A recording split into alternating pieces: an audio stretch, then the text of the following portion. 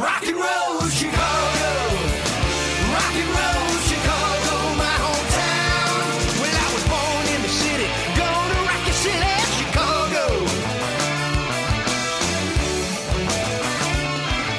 Chicago rock and rollers are the best here around. Hey, this is Paul Martin And Ray the Roadie. for the Rock and Roll Chicago podcast. What's up, Ray? Oh, I don't know. I'm getting my rhythm on. Your rhythm. I got rhythm, yep. To Okay. put the banjo away. And Yeah, you were doing your bluegrass. You were getting Yeah, I your was. bluegrass on last week, right? yeah, I was. And now I'm getting my rhythm on. Oh, okay. I'm very rhythmic. How are you? Yeah, and I'm way too cool for some people, though. Oh, really? I am. So I figured that's why I get my rhythm on. Well, don't fool yourself. No, I try not to fool myself. Oh, boy. We got to stop with these puns. These puns are bad. Puns. Yeah. Oh, isn't that something from Popeil? Punomatic? The pocket fisherman? Pocket fisherman, yeah. Mr. Microphone, the Vegematic. Yeah. Well, no, a pun. But everybody knows what a pun is. Of course. And but we're talking today with the Way Cool Rhythm Fools. That's right. If you remember the Way Cool Rhythm Fools from the 80s, by the 80s and 90s, even the 2000s, then you're going to enjoy the show because we talk with Jeff Sismelic and Bill Poor and Jim Corsalini and Russ Robbie. That's right. And they are way cool. Yes, they are. Yes, they are. It was a lot of fun talking to them, reminiscing about the band and the Way Cool Rhythm Fools. Yes, and they definitely are not a joke that exploits the different possible meanings of a word or the fact that there are words which sound alike but have different meanings. That's correct. Yes. Okay. That's a pun. I get it. I get it.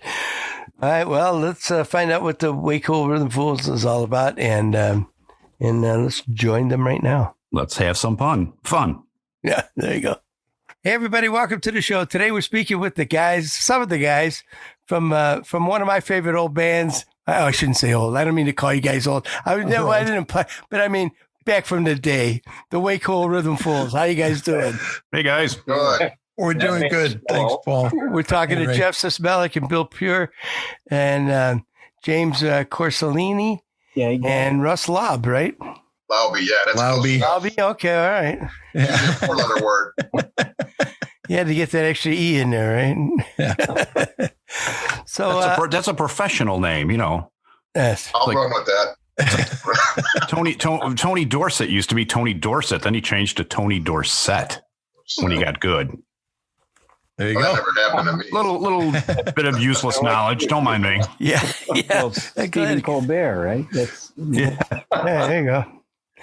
Well, so thanks for joining us today, guys. And so tell us a little bit about the Way Cool Rhythm Fools. I know you guys went through a couple of stages, a couple of on and off periods. But when did it all get started? We were texting about this amongst ourselves before doing this because we don't really remember. I mean, I think I met Jim. we worked together. Right. And that was like 86, right, Jim? Roughly? Yeah, I mean, 86. We were both video editors, and your band, Face to Face, had broken up some point previous to that. I don't know how long it had been. yeah, right about that. And you said, well, I'm looking for a guitar player and a bass player and a keyboard player. And you had the rest. And I said, well, I know a keyboard player and a bass player. And Yeah. I was a guitar player. So we got a rehearsal going, and That was it. Yeah, exactly. Because we had the remnants of the band Face to Face, which was two horn players, Bill Poor on guitar, and then John LaFave, our drummer, who was with us from all the way through as well. So yeah, about 86, I'd say we started. that was a great band too. I wasn't in that band, but that was all you guys were, and that was a great band. I don't remember, but thanks, Jim. Is that when you joined in, Russ? What, Ray? Were you new to the band, Russ, at that time, or did you come? No, I was in the band when face to face with Jeff Okay. and Bill and our trombone player Steve and the drummer John. Those were like what, 5 of us that Yeah. Right. came out of that. And then Jim, like Jim said, Jim on guitar, Jim Gaynor on keyboard, and Jeff Keane On bass. or bass. I mean, excuse me. And then Jim was playing with Jeff, right? You guys had played in like you were doing like disco lounge bands and stuff, weren't you?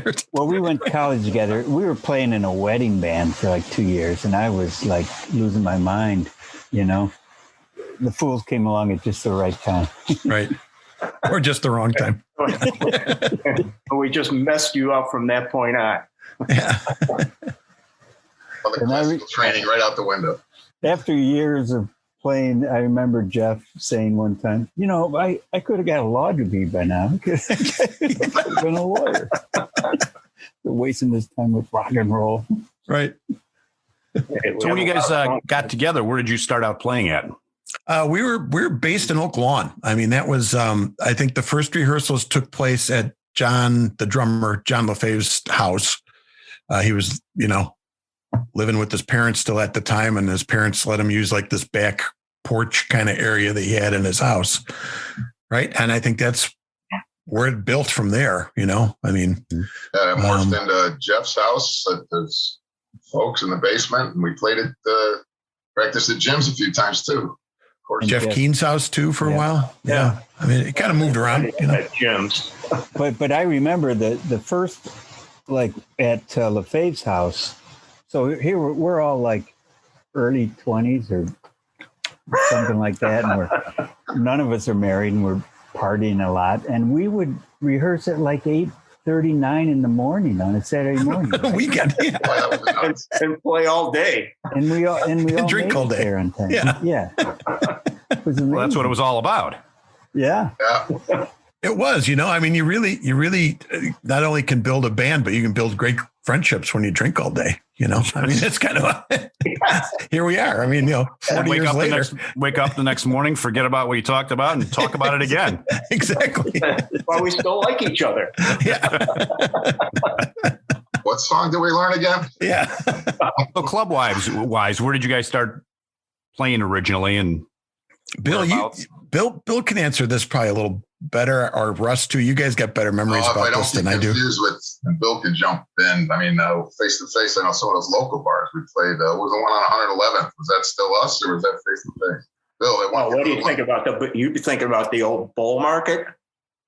Yeah, was that? Did that cross was over to us face-to-face. too? Yeah, it was face to face. I can't remember the first couple places we played that were smaller places with the Fools. I don't even remember those, but you know, once Deluxury was the big, you know, step for us into the better clubs. Yeah. You know, we opened up a couple times with them. They were good friends of ours. And once we opened up, you know, those couple times with them, we were able to get into Flaherty's and all the better clubs. And once that happened, we were playing a lot of the same place that Paul played in the Noodles. You know, we kind of were Right. same circuit, all the nicer clubs, doing the same jobs. The ones that don't Yeah. exist anymore. Is there any of them? I don't know if there's one bar that we played that still is around. That's still open. I don't. there So, might be, but I don't know. That's a pretty tough one. Yeah. Plenty of looking at- parking. Look at some of the old Johnny's 84, Rush Hour, The Point, DJ Flaherty's, McGregor's, Michelle's over on, what was that, like 100? Oh, yeah. Yeah. Blue On Island. Cicero, yeah. All the local south suburb bars and occasionally a couple downtown. Yeah, well, I mean, we hooked up with just like anybody, you know, you hook up with some agents once you get your feet under you, and then we started playing all over. Really, I mean, it was like I remember Mundaline and out in the Western burbs and fests and yeah, stuff. yeah, Joey, DeMarco started booking us a lot then, yeah. so he threw a lot of stuff our way. Yeah, I mean, Night- well, all those guys, you know, yeah. I mean, you know, our big thing back then was, you know, how do we not be the dancing noodles? I mean, you know, That was a tough, there's an ad I think that Russ shared with us, and we played at the Willowbrook Ballroom, and on that couple times. And then that month of entertainment, there's us and the Dancing Noodles, and the luxury was on and that. the luxury too. Flyer, too. But as horn bands went, I mean, it was cool. It was cool back in the day then because horn bands it hit a lull in the 90s, but in the 80s, horn bands were still a thing, None of them were as big as the Noodles. So we were just trying to, be different enough, Yeah, or as big as we were physically. You guys definitely set the bar. Yeah. Paul, you guys did, man. That was a fun band, I tell you that. Oh, You yeah. are. Sorry for stepping away, guys. I just had something going on here. I heard you yell. I thought you yelled spider and took off. Oh, no. No, I apologize, but so what did I miss? we were just talking about clubs they played in. Yeah, we needed you to run through some of those South Suburb clubs because you were out before we were. Well, you guys did. You worked with the Luxury quite a bit. I heard you mention the Luxury. Yeah. You worked with the Luxury quite a bit, right? Yeah, they were nice enough. Bill was pretty good friends with them and some of the guys in there, and they let us open for them a few times, and that helped us. And apparently they didn't mind it either. A few more people at the jobs, but that was nice of them to do. So how many were in the original band? 8.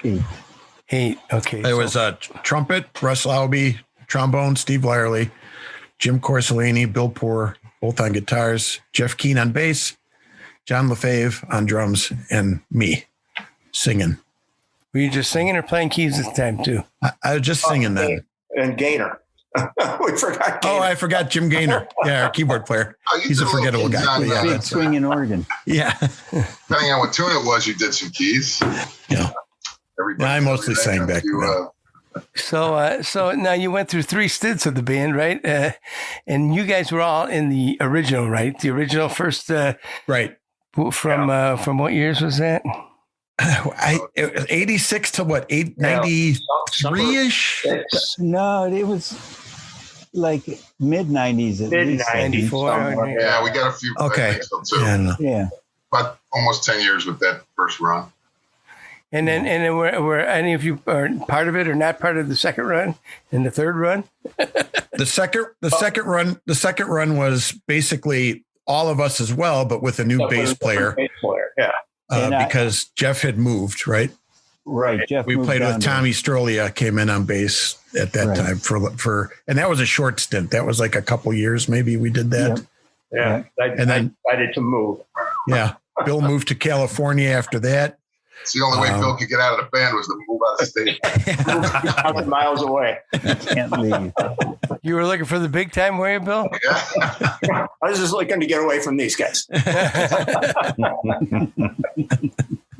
But you're back now, right? Right. Once a fool, always a fool, buddy. I know. That was version Following me 2. around. Then you started version 3 in like 2000 or something. Yeah, it was 2000, 2001. It was probably 2000. Yeah, probably before that. Cause it was, I started playing some rhythm guitar at that point. We had a guitar player named Saul Gillis and then Tom Strolia on bass. And that was it. So it was the original 4 guys plus those guys. So 5, Now- whatever it was. Now, and I know I worked with you with that band one time. Yeah. At the casino, but I saw your name was on the list to come in. I was like excited that you guys are coming. Yeah.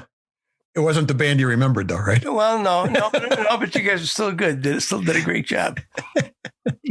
So now, Jeff, you play with you're playing with Strung Out, Right. and if any other guys doing anything or working or playing with anybody? I am not just a Playing at home. I Jim, was I think playing in a bluegrass Yeah. band for about 5 or 6 years, playing banjo, and then just doing jazz pickup gigs with some people I met through Old Town downtown. So you went from bluegrass banjo to playing jazz stuff, huh? Yeah, Actually, I played banjo on a couple Fools tunes. We worked that in. We did. That's right. Did.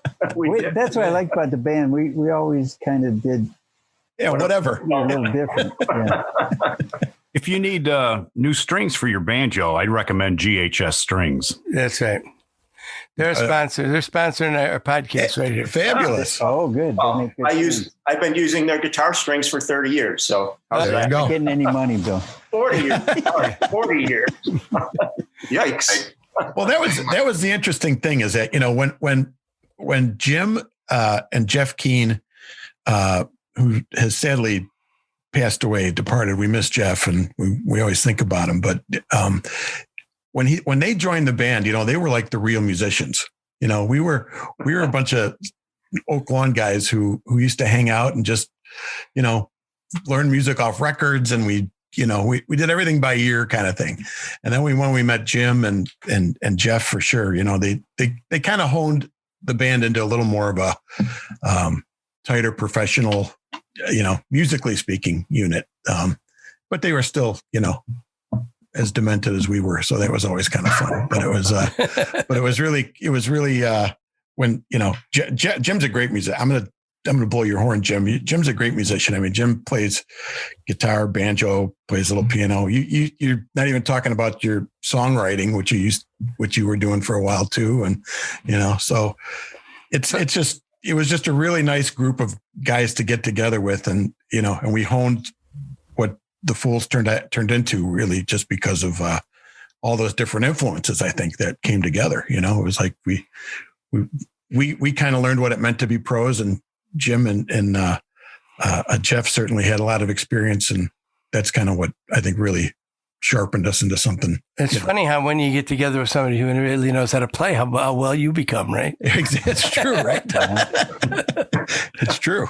Yeah. So But Jeff, you touched on the fact that we were all friends and it was fun to play together, and that definitely was the cement with the Fools. I mean, we all just got along great, and it was just fun, So Jim, you did some writing, right? Not for the band. We never played any originals in the Fools. We did a couple. We did a couple originals, but they were few and far between. That one that you wrote, Jeff. Yeah. That one that we worked on and brought in to rehearsal one time, and Jim and Jeff Keane kind of turned that up a little bit for us, and it turned into something. I can't remember the name of it, but I remember the song. Well, Jim wrote for Jonathan Brandmeier. That's what Jim did. Right. Yeah. He's the prune, damn it. Did you? What did you write for him? Oh, That's the lead-in song, wasn't it? Well, the first tune I wrote was "I'm turning into a prune in the shower," and it was just a little 30-second. I'm turning into a prune in the shower. A prune. I'm turning into a prune in the shower. A prune. Oh, Johnny B, in the morning, is the best that he can be. It was on Brandmeier. Like every morning I'd hear it. I'm like, oh, Jesus Christ, here's Horace Laney again. Did you get some royalty credits for that, Jim? No. I mentioned my name a couple of times. That was it. But that was true of anyone who submitted music for that show. Mm-hmm. He used it for a commercial one time. Remember, Jeff? We were at Polycom, and you and the graphic designer heard it on the radio. Oh, yeah. It was on a promo, right? Or something like that. Yeah. Yeah. I should have socked him for that one. You should have. I don't know. Jim just got a huge head about it, though, because it was like during sound check, he'd stomp his feet. I'm the prune, damn it. I missed where you guys were playing at, and now obviously you did a lot of horn oriented stuff. Run us through some of your songs on your set list. You did some Motown as well, right? We did, but like I said, because and I'm being totally honest, the Noodles had Motown sewn up, so we did not want to just be another Motown band, Right. Why, we did some though. I mean, you can't have horns and not do it, Sure. But we did everything from, we were playing like Nicholas Tremulous and, songs from the Tubes and the Subdudes, and we would just sort of dig deep into Joe Cocker, Southside Johnny. Southside Johnny was a big one. Yeah, I mean, not everything was completely recognizable, to an audience, but it all kind of had a good groove, and I think we got people, enough liked it, so that was good. But yeah, we weren't all the time, so yeah. 25 or 6 to 4, and maybe 1 or 2 others was kind of, the minute you say you're a horn band, they expect that, and vehicle and all that kind of stuff. But we did Blood, Sweat, and Tears, a few others. Tried to hone our own little sound there. I don't know, there were a couple times like the Johnny tune, some people would ask, who is that? Did we write that? And, it'd been nice to say yes, but we did. When I get home from my job, I turn on my TV. But I can't keep my mind on the show. When I lay down at night, I can't get no sleep. So I turn on the radio. But the only sound I hear is you whispering in my ear the words that you used to say. Well, my love grows longer and my heart grows strong.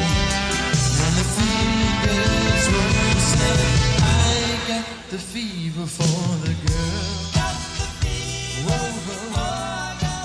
Russ did a great introduction to I Feel Good. James Brown. It's on YouTube, right? You gotta watch. You gotta see that. Well, I was going to ask if we could catch some of your stuff on YouTube, right? Oh yeah, actually, I'll blow Jeff's horn a little bit. Just recently, he maybe a year or so ago, he put out their Way Cool Rhythm Fools Memory Lane. Just kind of for everyone that wanted to look back at some of the videos, some of the songs, some of the flyers, the bars we played, which is kind of fun. The only bummer is none of them are around anymore. It's a Facebook group, and anyone if you want to check us out on there, you can find us there. It's Way Cool Rhythm Fools Memory Vault, I think it's called. Yeah, that's a Facebook group. So yeah, Russ did a lot of work with our we used to do flyers and mailers like everyone did back in the day. We had to mail to your audience, and hopefully they come see you. Right. Like straight out of Mad Magazine. Yeah. The flyers were hilarious. Yeah. So yeah, there's all kinds of stuff on in that Facebook group. So how many gigs were you playing a year? Or a month? There was a stretch. Summers were pretty good. It was, I'm thinking of the flyers. I mean, if there was, send that thing out maybe 2 months worth, and if we had, 4 or 5, maybe 6 jobs, and then there's other ones that a couple jobs a month. What was tough was getting everybody to be able to be available. For the most part, that worked out. The second tier, that was tougher. These guys right here, Paul, they were always available. The last group, that's Saul Gillis, but he lived in Michigan. That was a little tough to get him to commit to practice and everything, but it worked out. But yeah, I mean, I want to say probably in our busiest time, we were playing maybe 30 to 40 shows a year. Maybe does that sound about right? I mean, well, when phase 1 was at it, it was because we were probably playing like 2 to 3 times a month, plus maybe a little more. I don't know. I mean, there were times kind of what I'm. More. We weren't trying to play, every weekend. Gigs. We liked playing every other weekend, a couple things like that. We'd get busy, like you say, during the summer, some festivals and stuff like that. So it would build up a little more, but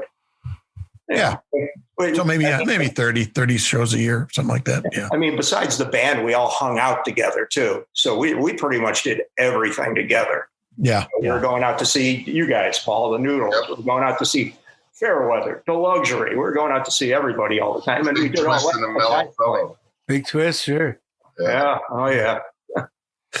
That's true, though. Yeah. If we weren't, sometimes we would be out at the bar Friday seeing some band, and then we're supposed to play Saturday, and everybody's hanging. Yeah. That doesn't happen too much anymore, does it? Well, once in a while. Yeah. Recovery time is much longer. Yeah. Absolutely. Yeah. But I missed some of the clubs that you guys were talking about. I remember Brewbakers. She used to play Brewbakers. Oh, No, that was face to face. That was the band that stemmed the Fools, but yeah, Brewbakers was Yeah, we were almost like the house band there for a while. Yeah. We were there, geez, at least every other weekend, it seemed like. Yeah. Do you remember that bar that had the poles and the acrobats, and it was a new bar? I want to say like around Carroll Stream or something, but wasn't that Toto's? Oh, Remember? maybe Toto's. They had their own sound man, and that guy was great. I mean, maybe the best sound man we ever had, but I don't think they lasted real long. Probably because they were hiring us. Exactly. We closed more bars than the health department. yeah. Edge and a couple downtown with At the Tracks, Sluggers. At the Tracks. Yeah. That's it, right. Yeah, the tracks was fun. Yeah. Did you ever play the Limit Up? Limit Up. Limit We played the Up, Limit yeah. Up. Yeah. Yeah. Limit Up was what? Played with War at the Limit Up, and Yeah, Looking for war. we opened up for War, and then they had a second gig that night, and we kind of finished off for them. They left. yeah, we played before and after. Yeah, they had to get going. They were, I don't know if it was House of Blues or somewhere they were playing, and they left their drums and stuff. So that way we get to say that they opened for us. And you opened for yourself. Exactly. Yeah. That throws a damper in it. Yeah, they used to get some pretty good bands there on the river. Yeah, that was a fun place. I remember that. It was fun, a lot of fun. Especially play like at 5 o'clock in the afternoon, right when everybody's, or 4 or 5 o'clock when everybody's getting off of work. Let's take a time out here for a second. Hey, Ray, what are you doing? I'm getting my bluegrass on. I'm playing my banjo, except there seems to be something wrong with the strings. Well, Ray, GHS makes strings for all types of instruments. Electric and acoustic guitar, bass guitar, mandolin, ukulele, and even banjo. Then I'm getting new GHS strings and my banjo will sound better. I don't think it's the strings, Ray. GHS are easy to play with rich, full balanced tone, available in many different gauges. Great for all musical styles, so if you play with the best. Play GHS strings. So now tell me about Face to Face. Face to Face was the band that preceded the Way Cool Rhythm Fools. First of all, how'd you come up with the name Way Cool Rhythm Fools? That's a Russ Laube invention there. Yeah, I think regrettably, probably. And Lyerly was in on that too. Probably. Yeah. A little too worried. Blurted it out one day and like, okay, that works. I mean, I love the name. It's great. Yeah, there was obviously beer there when we came up. Should be beer there all the time, right? Right. Yeah, we ran into, if some guy wanted to put your name on the marquee and then you give him the name, he's like, I can't fit that up there. Just the Fools. That's it. Yeah, the Fools. They spell rhythm wrong all the time, too. Yeah. No one can spell rhythm. Yeah. That's right. Yeah. One time that club. I had to look it up. Ray Cool and the Rhythm Fools. Yeah, Ray Cool. On the marquee, Ray Cool. Oh, that's funny. Yeah. But tell me about Face to Face. The Noodles was kind of in that vein. I mean, that just struck up that, sounds like you're fun right off the bat. Whether you think you want to go. Jeff, you want to go Face to Face? Yeah, well, Face to Face was, I mean, I joined, it was Bill and our drummer, John, and a couple other guys had just kind of a startup band. And a friend of mine was a friend of John's, and they're like, hey, they're looking for a singer. Do you want to check these guys out? They're in Oak Lawn. I'm like, sure. So I went, and that's where I met Bill, and that's where we met John. And John fired the guitar player, the other guitar player who was his best friend. Right. And luckily somebody knew Gerard. So I mean, but the Fools were just basically literally, I mean, it was a neighborhood. We didn't play in the garage, but we should have. I mean, it was a garage band, really. It was just a bunch of guys who got together to play. And we were doing everything from, AC/DC and Led Zeppelin at that time to, there was no plan on being a horn band. And then we got, when you start off, you play it, I think I was like 19 or 20 years old when I met you guys. Wasn't that a party Yeah, I was in college, and then there was a party, and then Bill knew Russ or something like that, and then we're playing AC/DC, and all of a sudden I hear no, I hear horns playing, and I'm like, what is that? You know, and it was Russ and Steve who had come there and pulled their horns out, and were just playing along, and that's kind of how it started. I mean, so that band was. You know, I even think that at the beginning we were like doing half and half. We were doing like rock songs, and then we'd bring the horns on for another half of the show, and then we were doing a Blues Brothers tribute. We did an entire set of Blues Brothers music, hats, the whole thing, the costumes. That was like 1982. You know, Belushi wasn't even dead yet, I don't think, and we were doing that. You know, so you know, I mean, it was like over the edge. Yeah. Well, they don't have to be dead in order to play their music, you know. Right. Sometimes it helps, but yeah. Yeah. So you had a sax player in that band too, right? We had a couple. We had a guy named Bob Zellick, was the first sax player, and then a buddy of mine from high school, Bob Merleys, came in and played sax too. Yeah. But at that time, like I said, we were all in college. Russ was still going to school down at ISU. I was in college, you know, and it just things just kind of stopped after people graduated, got jobs, things like that. And that's kind of why the band dissolved. But there were a few of us who still wanted to play. And that's kind of what led to the. It was in your blood, huh? Yeah. Hard to stop, right, Paul? Yeah. It's hard to quit, you know? Yes, it is. Yeah. Yeah, it's too much fun. Yeah. What I'm getting out of this is you guys started as a rock and roll band, then you got horny. Exactly. Okay, I got it now. All right. That's perfect, Ray. Yeah. Yeah, Face to Face was a good lead-in, though. We played some colleges and parties and like Brewbakers and that. And that kind of set the tone, thinking we could do it. Once Jim came on board with Jeff, definitely improved our sound and made it, you know, figured we could do this. Let's give it a shot. You know? Yeah. But kind of like the Noodles, it never got too serious. You wanted to play well, obviously, sound good, have people appreciate you. But the whole thing was just getting together, having some fun. And I was very fortunate to be in that band. And still am very fortunate to be in that band. But back then it was just, it was a thing that Roman and Eddie were putting together, and they asked Terry and Brian to be part of it, obviously. And then they said, we need to round it out with somebody else. And I had just left M&R. I was out of M&R for not even 6 months, and we were playing with the Noodles. So, yeah.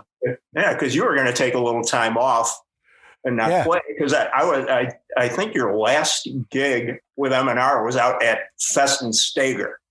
Because I think I was there, and you announced it that night that this was your last gig. No, my last gig I have recorded. Yeah, we played in Joliet in the mall there, not in Joliet Mall, but in the place on Jefferson where the OTB is now, or the OTB was there. What's the name of that place? Yeah, you probably announced it that night then that you were going to be leaving, and and I had no plans to do nothing, and and then you were playing right away. Yeah, look at me now. yeah, man. You got both going now. It's awesome. Yeah, now you're doing both jazz. Yeah. Well, and a podcast. Exactly. And a podcast.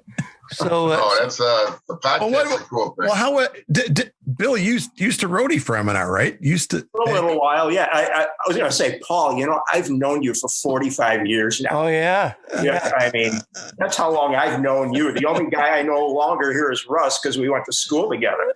Yeah. But I mean. Yeah, my wife asked me who I had an interview with, and I said the Way Cool Rhythm Fools, and she kind of gave me a weird look, and I said, it's Bill Poor. I says, I've known Bill for probably 40 plus years, so I wasn't too far off. Yeah, a long time. Going back to that, we had a lot of fun then, Oh yeah. I learned a lot. I learned everything from just watching you guys, being able to hang out with you guys back then. Being backstage and getting a chance to roadie for a while and all of that. So, that's where I kind of learned everything. God bless you. You still survived. Yeah. Hopefully we'll wake up tomorrow, right? Exactly. Oh, yeah. So is there any inkling of a reunion? Jim? My daughter. Okay, so when we were practicing at my house for a couple of years, my daughter Jordan was 3 or 4, and she'd come down to the basement and hang out with us. And she told me years ago, if I ever get married, I want the Fools to play at my wedding. And so she's getting married next year. And so I think I've told all you guys this, right? Yeah. Did you know about that, Bill? Yeah. So hopefully that'll be some kind of reunion, but you know. Yeah. Well, Even if you just get up and play a few songs or something, right? Sure. Yeah. Yeah. So yeah. I mean, Russ, you'll have to change the trumpet from a lamp back to a trumpet. You know, One of them's a lamp now, so. And on lamp, Russ love you. yeah. The other one's going to be an ashtray for cigars. I'm still working on it. and Steve will be playing a Gillespie horn. That an Where inside were we joke? was it Emmett Stone? We went to see Emmett Stone out in. Oh, I remember that band. Yeah. Where was Emmett it? Out Stone. in. You remember that name, Paul? Not Yeah. Shorewood. Where was it, Bill? It was way out southwest. Where the heck was it? You saw them. So RBK's in Shorewood? Well, we were playing, and those guys came. they came to see us. That's right. Yeah. Well, I thought they came to see us. They just haven't. Yeah, that might have been at Isn't It or something. But we get done with the set, and our trombone player Steve, who's a character, but sometimes he's just a little aloof. One of the horn players from Emmett Stone comes up and asks him. He's been watching him play trombone the whole set. He asks him, "Hey, what kind of horn do you play? Like what model or something?" Steve just looks down at his horn and goes, "Trombone." He just walks away. And the guy says, "I know that, you wingnut." I went. So again, there might have been alcohol involved. Yeah. Yeah. Might have. Yeah. I remember a guy coming up and pointing at my guitar, and he's going, "What year is this? What year is this?" I said, "It's 1976. So this guy's really messed up. He doesn't know what year it is. Oh, that's awesome. Oh, man. Same idea, though, right? Yeah. Yeah. Oh, yeah. So he played a Gillespie, right?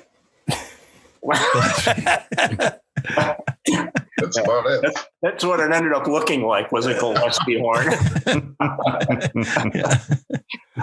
Yeah. Oh, it was good His stuff. son tossed it out the window, so it's like,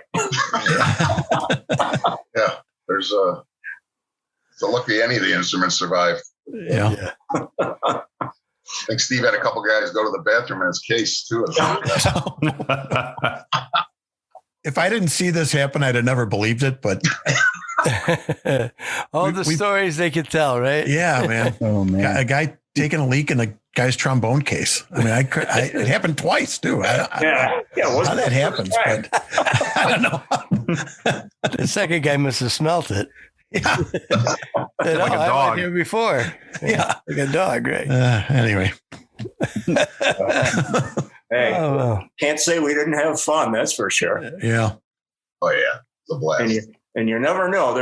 It can always be a threat that we could be out there again. That's right. Well, let's Keep hope people on their toes. let's hope you play for Jim's daughter's wedding and at least get up there and do a few songs and maybe that'll give you the itch. I mean, that happened to me, and we played after a golf outing, and we're all drunk, and that's what started the whole thing over again. So but you never know. So Yeah, absolutely. Well, I wouldn't complain. I mean, like I said, the cool thing about music and certainly this band in general is that it's these guys are my closest friends. We've been around for a long time, been friends for a long time. Yeah, these are my best friends. Ups, downs, whatever. Music started it, and we're still doing it as friends. So that's a lot of fun. Very cool. And we can find you on Facebook, right? And be sure and check out the Way Cool Rhythm Fools Memory Vault, right? It's a Facebook group, right, that we started about a year ago.